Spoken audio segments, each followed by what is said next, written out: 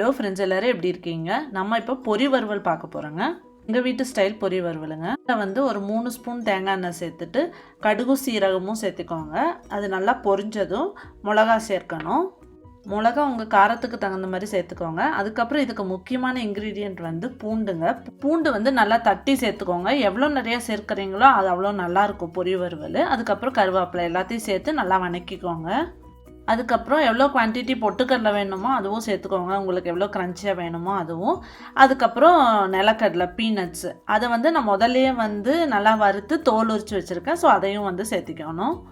அதுக்கப்புறமா கொஞ்சமாக மஞ்சள் தூள், மிளகாத்தூள், ரசப்பொடி, அதுக்கப்புறம் உங்கள் பொரியில் உப்பு இல்லைன்னா கொஞ்சமாக உப்பு சேர்த்துக்கோங்க, ரொம்ப கொஞ்சமாக. நம்ம சேர்த்த பொடியெல்லாம் நல்லா எண்ணெயில் வணங்கினதும் பொரி சேர்த்துக்கோங்க. ஏன்னா பச்சையாக வந்து இந்த மிளகா பொடி, ரசப்பொடி அதெல்லாம் வந்து நம்ம ராவாக எடுத்துக்கூடாதுன்னு சொல்லுவாங்க. அதனால தான் நம்ம எண்ணெயில் போட்டு வணக்கிக்கிறோம். அதுக்கப்புறம் வந்து பொரி போட்டு வணக்கிக்கணும்.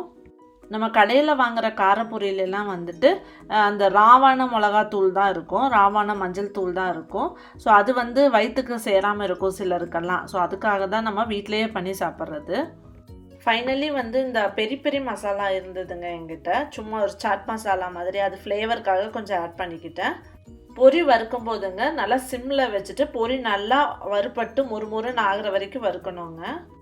அதுக்கப்புறம் நல்லா ஆறுனதுக்கப்புறம் தாங்க இந்த ஒரு டப்பாவில் போட்டு பேக் பண்ணி வைக்கணும். அப்படியே உடனே மூடி வச்சிங்கன்னா அது ஈரம் பூந்த மாதிரி ஆகிடும்.